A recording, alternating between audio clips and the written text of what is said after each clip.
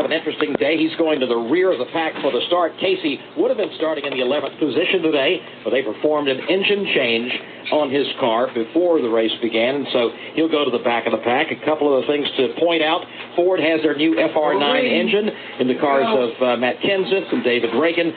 Also, Elliott Sadler is in a Ford Fusion here today instead of the typical Dodge they've been in before at Richard Petty Motorsports. Field comes working into the tri-oval now. The pace car hits the pit lane. We are set to go with the running of the Amp Energy 500, 188 laps, making up 500.08 miles. And to start it all, here's MRN Radio's Barney Hall. Down into the tri-oval, getting ready to come down to the start-finish line, looking for the green flag. The indication down at the stand is hold it down, guys, hold it down. Still no green flag out there. Now, green flag is in the air, and that air will be stirred up at about 200 miles an hour, and within a lap or so as they head off into turn number 1. Jimmy Johnson down at the bottom of the racetrack, Mark Martin to the outside. See if they get cleanly through turn 1 and 2. So far, so good. Jimmy Johnson sneaks through on the inside lane. He's got the lead. Jeff Gordon looks to tuck it in on his rear spoiler. Gordon on the inside lane will drive under Mark Martin for second. Challenge now for third. Martin in Montoya. Seeing the inside lane advance already. Jeff Gordon now and Jimmy Johnson, the leader Johnson. Gordon in second. Third place Juan Pablo Montoya starting to inch ahead, but look out.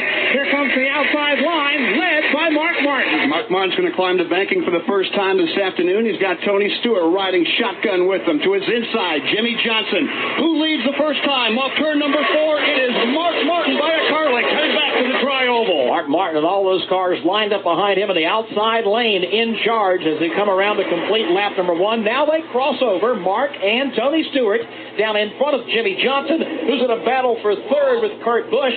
Kurt with drafting help from right behind with Greg Biffle there. He's got a trunk full of Greg Biffle, shoves him all the way to the corner, and then backs off. But here comes Biffle, charging to the outside. They're going to be side by side for the lead. Greg Biffle by a nose off too. And they're already 3 wide mid-pack. Up front, here's Kurt Busch. He wants the lead. He has the middle lane, and he's got drafting help. But so does Mark Martin. Fender out in front for Kurt Busch. He'll stay through with the lead, but Martin's got help from Tony Stewart. Miller Lite Dodge has got the front row right now, all to himself. He's got the Ford. Greg Biffle right behind him. To the inside, it's Mark Martin. Further back, 4 wide. Matt Kenseth right up against the fence. Same thing when you come to Talladega. Even though we're doing the second lap under green here this afternoon, they race like it is the final lap for the checkered flag. Here they come down to the line, heading off into turn number 1. Kurt Busch is the man in front. Greg Biffle hangs on to second. Carl Edwards third. Brian Vickers fourth. And then Mark Martin has dropped back to fifth. Middle lane is on the move right now, and it's David Rudiman leading that charge. He's got Casey Mears, Kevin Harvick in front of him. They bust out all the way to the number 4 position.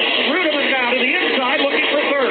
For the first time this weekend at Talladega, the inside line is not the place to be. Instead, it's the middle and the outside lane. Kurt Busch with the lead.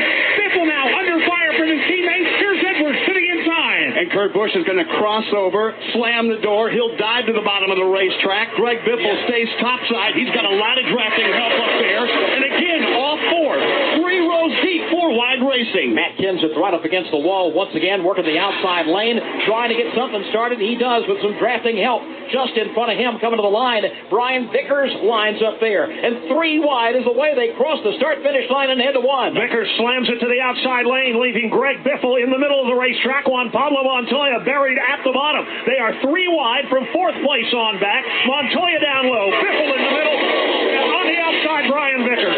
Up front, the front 3 now. Crossover, come back to the bottom of the racetrack. That's Kurt Busch and Carl Edwards. Here comes the middle lane. That's led by Greg Biffle.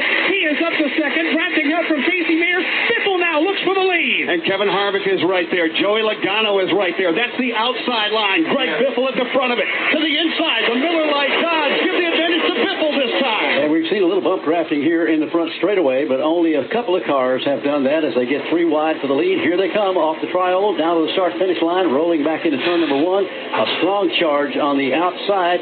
Going on for the lead out there, Casey Mears has a lot of drafting help. He's all the way up to second in turn 2. Mears wants his time at the front of the pack, puts a wheel up on the outside of Kurt Busch. Kevin Harvick about a half a car length back. Not enough drafting help right now. It's Kurt Busch to the backstretch. Side by side. Trouble, turn number 2, into the wall, head on is Paul Menard. Takes another car with him as they scrape up against the safer barrier. Paul Menard, Joe Nemechek, heavy impact up against the wall at the exit of turn 2. Service Master clean caution comes out for the first time this afternoon, again for a problem in turn 2, Dave. Two-car incident, Joe, and it happened well toward the back of the field. Paul Menard and Joe Nemechek tangling. They end up about midway on the back straightaway. Menard's machine head first into the outside safer barrier. Joe Nemechek's Toyota pinched up into the wall as well. They slid probably 200